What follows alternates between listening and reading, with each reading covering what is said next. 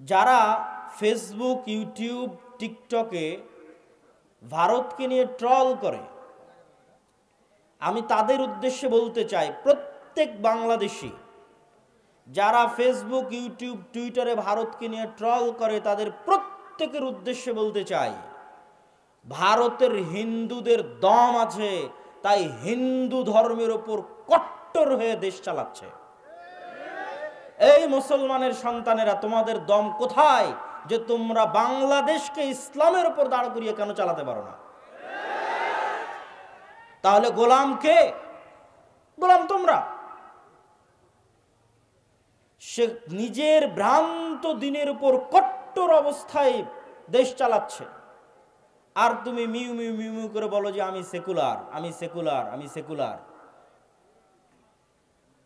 আমরা দাবি করি যে আমরা 1947-এ ব্রিটিশদের থেকে স্বাধীনতা পেয়েছি,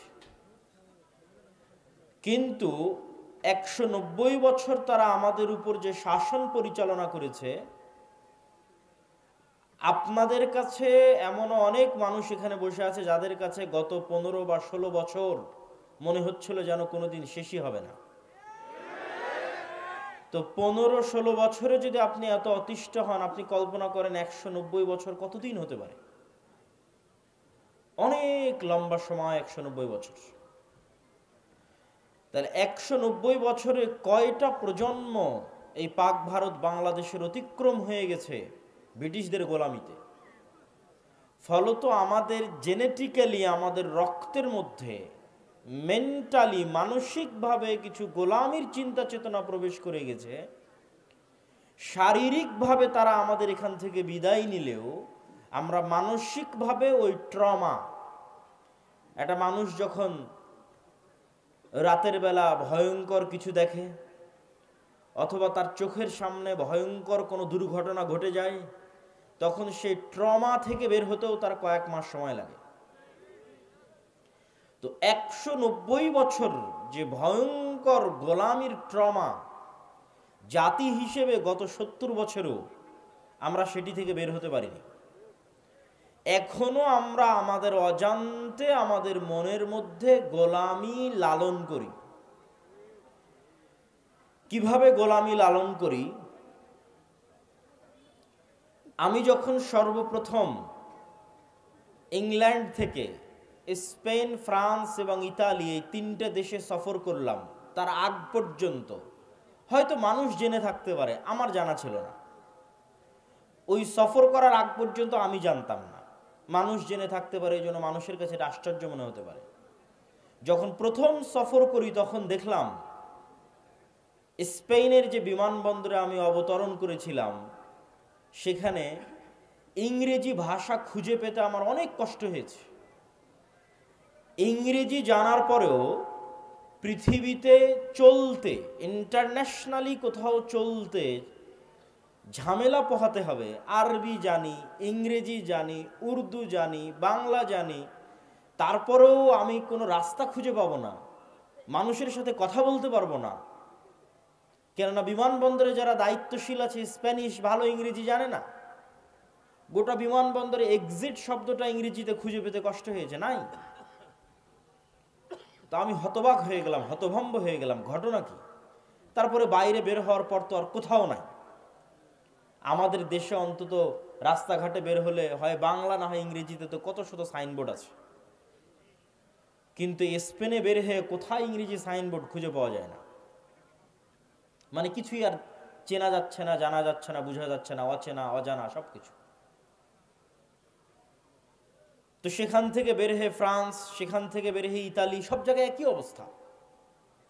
তখন মানুষের সাথে কথা বলে, মানুষকে জিজ্ঞাসা করে যেটা জানা গেল যে ওই দেশে যে সমস্ত বাঙালিরা গেছে তাদেরকেও ওই দেশের ভাষা শিখে তাদের সাথে ব্যবসা করতে হচ্ছে।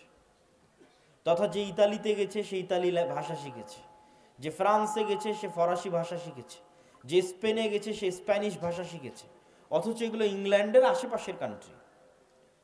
তাহলে ইংল্যান্ড থেকে হাজার হাজার কিলোমিটার দূরে আমি এখানে বসে ইংরেজি শিখে ফেলেছি, আর ইংল্যান্ডের পার্শ্ববর্তী দেশ ফ্রান্স, ইতালি, স্পেনে ইংরেজিই নাই।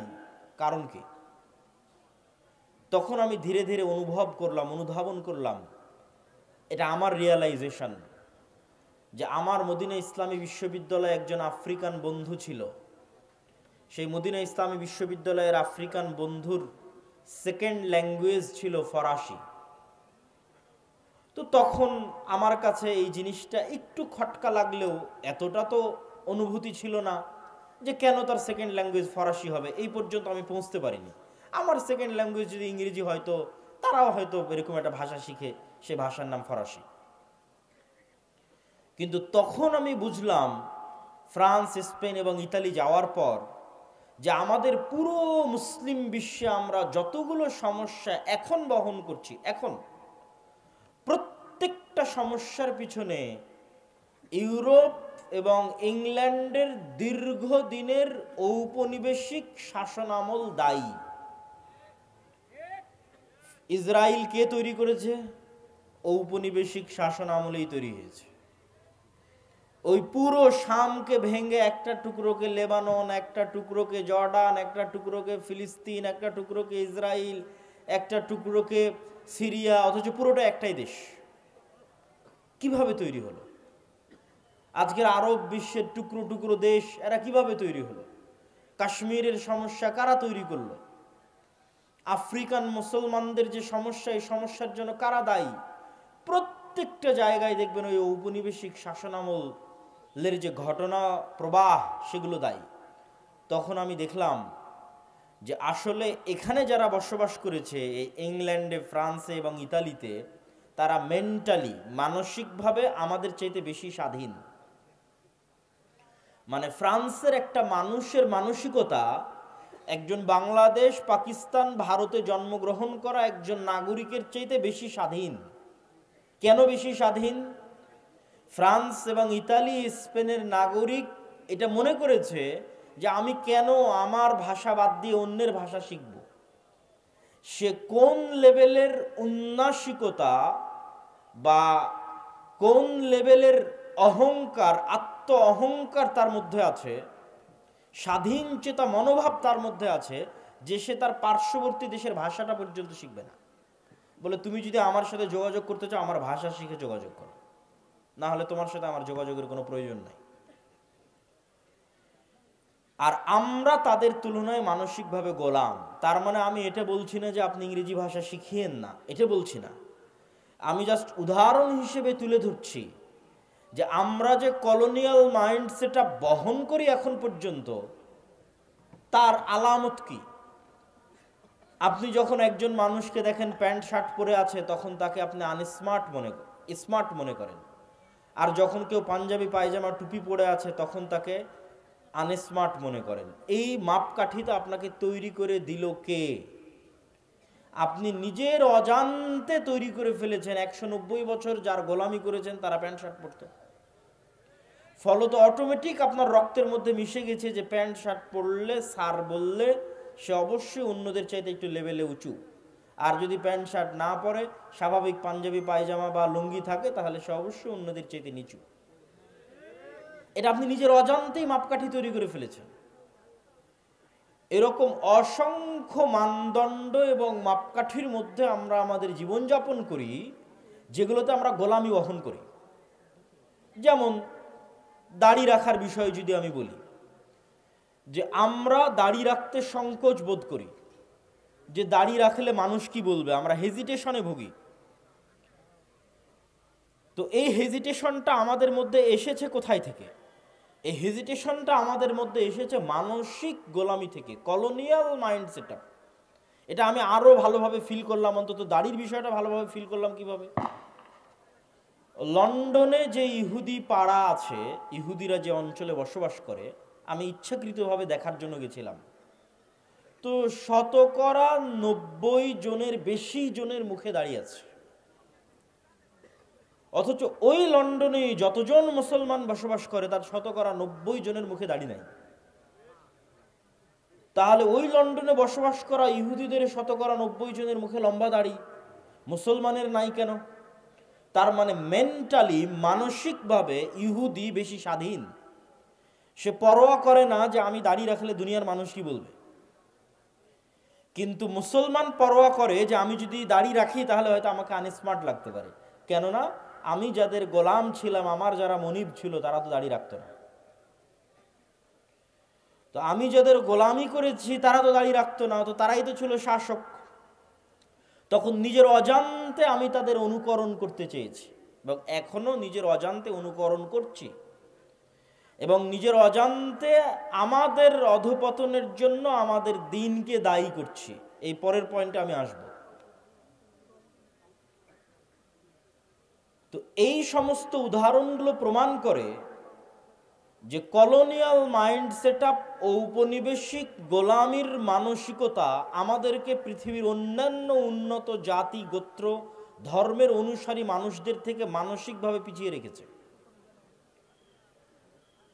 আপনি দেখেন, ভারত, বাংলাদেশ, পাকিস্তান তিনটে দেশই একসাথে 1947-এ জন্ম নিল। জওহরলাল নেহরু, গান্ধী, মাওলানা আবুল কালাম আজাদ, তারা বললেন আমরা সেকুলার ইন্ডিয়া প্রতিষ্ঠা করব, ধর্ম নিরপেক্ষ ভারত প্রতিষ্ঠা করব। মোহাম্মদ আলী জিন্নাহ, আল্লামা ইকবাল, তারা বললেন মুসলমানদের জন্য ভিন্ন রাষ্ট্র লাগবে। তাহলে ভারত প্রতিষ্ঠিত হলো সেকুলারিজমের উপর, পাকিস্তান, বাংলাদেশ প্রতিষ্ঠিত হলো মুসলমানিত্বের উপর।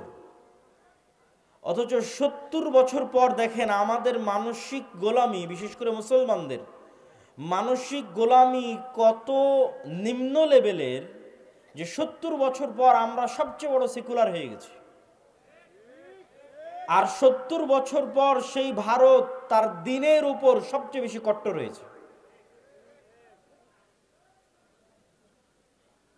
যারা ফেসবুক, ইউটিউব, টিকটকে ভারতকে নিয়ে ট্রল করে, আমি তাদের উদ্দেশ্যে বলতে চাই, প্রত্যেক বাংলাদেশি যারা ফেসবুক, ইউটিউব, টুইটারে ভারতকে নিয়ে ট্রল করে, তাদের প্রত্যেকের উদ্দেশ্যে বলতে চাই, ভারতের হিন্দুদের দম আছে, তাই হিন্দু ধর্মের ওপর কট্টর হয়ে দেশ চালাচ্ছে। এই মুসলমানের সন্তানেরা, তোমাদের দম কোথায় যে তোমরা বাংলাদেশকে ইসলামের উপর দাঁড় করিয়ে কেন চালাতে পারো না? তাহলে গোলাম কে? গোলাম তোমরা। সে নিজের ভ্রান্ত দিনের উপর কট্টর অবস্থায় দেশ চালাচ্ছে, আর তুমি মিউ মিউ মিউ মিউ করে বলো যে আমি সেকুলার, আমি সেকুলার, আমি সেকুলার। ইসরায়েলের দিকে দেখেন, সিরিয়াতে যখন বাশার আল আসাদের পতন হয়, বাশার আল আসাদের পতনের পর থেকে নিয়ে সিরিয়ার 500-র অধিক অস্ত্রাগার, বিভিন্ন গুরুত্বপূর্ণ গবেষণাগার, বিজ্ঞান গবেষণা কেন্দ্রে 500-র অধিক গুরুত্বপূর্ণ ভিআইপি স্থাপনায় ইসরায়েল হামলা চালিয়েছে।